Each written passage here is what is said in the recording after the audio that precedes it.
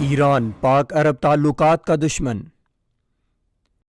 Federal investigation یعنی FIA نے پاکستان کے جعلی پاسپورٹ اور جعلی شناختی کارڈ پر سفر کرنے والے 7 ایرانیوں کو گرفتار کر لیا۔ FIA کے ایک سینئر افسر کے مطابق ایرانی شہریوں کو تربت ایئرپورٹ پر اس وقت گرفتار کیا گیا جب وہ پاکستانی پاسپورٹ پر بحرین سے واپس آئے تھے۔ ایرانی شہریوں کو تفتیش کے لیے کوئٹہ منتقل کیا گیا اور ان کے خلاف مقدمات درج کیے گئے، جس کے بعد انہیں کوئٹہ میں جوڈیشل مجسٹریٹ عبد الرحمان کے سامنے پیش کرنے کے بعد ریمانڈ پر بھیج دیا گیا۔ اس حوالے سے یہ انکشاف بھی ہوا ہے کہ ایرانی شہری پاکستان کے جعلی پاسپورٹ پر 2014 سے بحرین سفر کر رہے ہیں۔ جولائی 2018 کے درمیان بحرین پولیس نے ان ایرانی شہریوں کو ایک جرم کے الزام میں گرفتار کر کے مانامہ جیل میں قید کیا تھا۔ FIA افسر نے بتایا کہ جب پاکستانی سفارت خانے کے قونصلر نے 13 ستمبر 2018 کو جیل کا دورہ کیا تھا، جس میں یہ بات سامنے آئی کہ ملزمان پاکستانی نہیں بلکہ ایرانی تھے، جس کے بعد سے پاکستان کے تمام ایئرپورٹس پر الرٹ جاری کر دی گئی، اور جب 13 دسمبر کو یہ 7 ایرانی تربت ایئرپورٹ پہنچے تو انہیں